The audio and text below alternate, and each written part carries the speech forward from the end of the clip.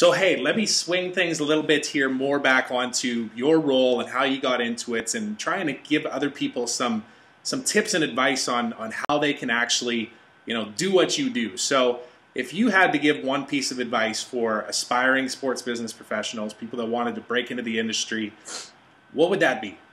Well, I think all of us that are in sports circles or want to be in it are familiar with what Mark Cuban said a month ago when someone asked him and said, what's the best advice you would give me if I wanted to break into sports? And he said, don't do it. I think that's an interesting comment, because I think, my approach is typically I like to be very blunt and give you all the facts, but there's never been more opportunity to work in sports.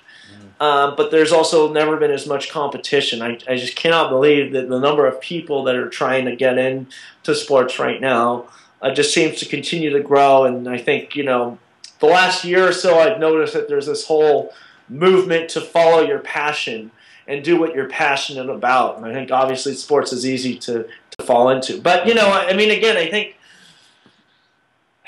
it's really an interesting time. And I think, the things I tell young people that want to get into sports are, just because, you say you want it more than anyone else, that doesn't, everyone wants it just as bad as you. Mm-hmm. The ones that really stand out are those that prepare themselves and work harder. And what I mean by that, they're spending hours on their LinkedIn connecting with people and answering Q&A. They're writing blogs. They're connecting with, high-level executives, online. They're using Twitter and Facebook as a way of networking. Basically, they're not talking; they're doing, and you have to have a long-term time frame as well.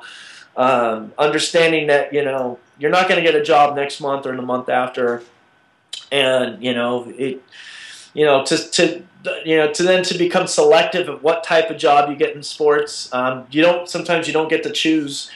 You take what opportunities are given to you and you make the most of those opportunities. Mm-hmm. And your plan might shift, and you want to work in sponsorship, but maybe that starts as a sales position for a minor league hockey team, and you want to work in social media, but maybe that means you're on the PR internship for your local college. So I think you've got to have an open mind and understand the different avenues.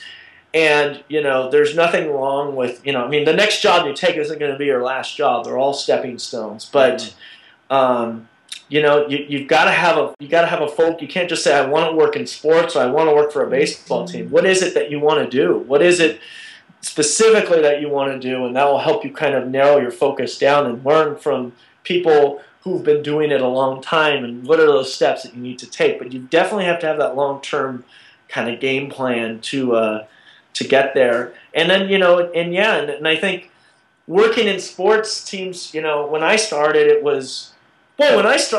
was typing letters. I have letters. I have all the I have every Bay Area team sent me a rejection. No, almost everyone sent me a rejection letter, which to me it was great. To me that was a step that I actually got responded to. So I took that as a positive. Yeah. But now you're able to connect with anyone, anywhere.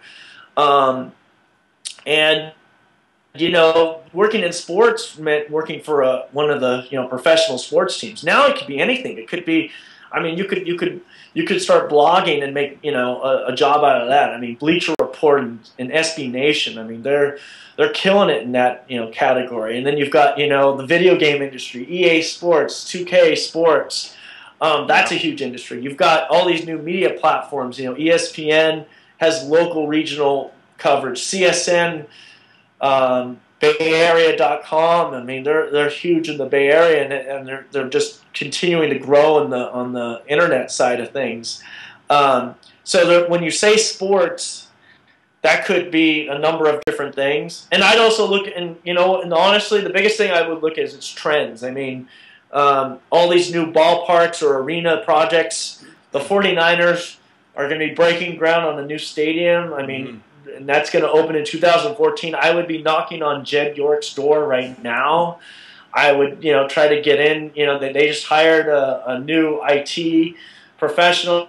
They just promoted a president. You should know all that. You should be connecting with those people on LinkedIn and looking for opportunities. The Sacramento Kings are on the verge of building a new arena. There might be new opportunities. Look at these, trends in sports. The America's Cup is going to be in San Francisco. What does that mean for you in terms of a job? So there's a lot of job opportunities that aren't posted. You have to find those before they are posted. You have to find the people that are the gatekeepers, if you will. And then, at the end of the day, you can't get a job in sports. Find something that complements those skills that would help you get a job in sports. For sure.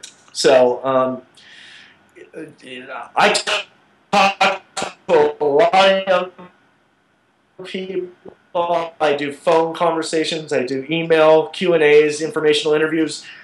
So many people helped me when I was looking for a job and continue to. And then my last part of advice is, once you get that job or that internship, don't stop. That's when you've got to work even harder and hustle even harder. Yeah. Even if you love what you're doing, don't just sit there and be complacent about what you're doing. Learn from others, network, connect, help others as well. Even if you don't think you're on the low end of the totem pole, you can always help someone, and you should always be connecting with people. ABC is always be connecting, and now with Twitter, with LinkedIn, and Facebook, and Google Plus, and all these platforms.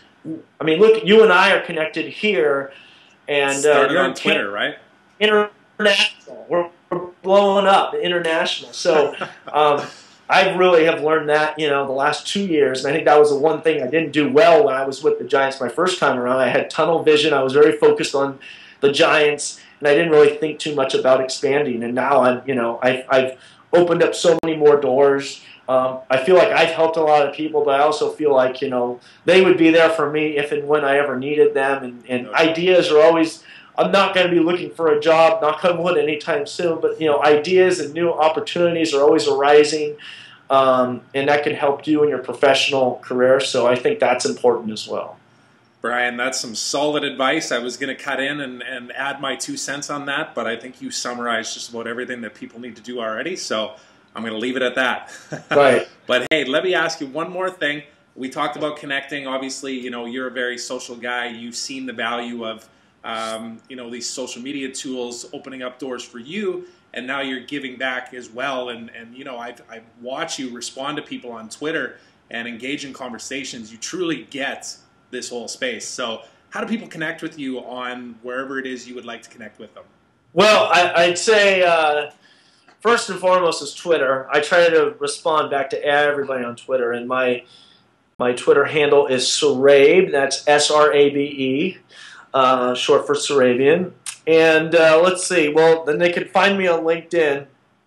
Please connect with me there. My name, Bryan Srabian, spelled S-R-A-B-I-A-N. You can find me there.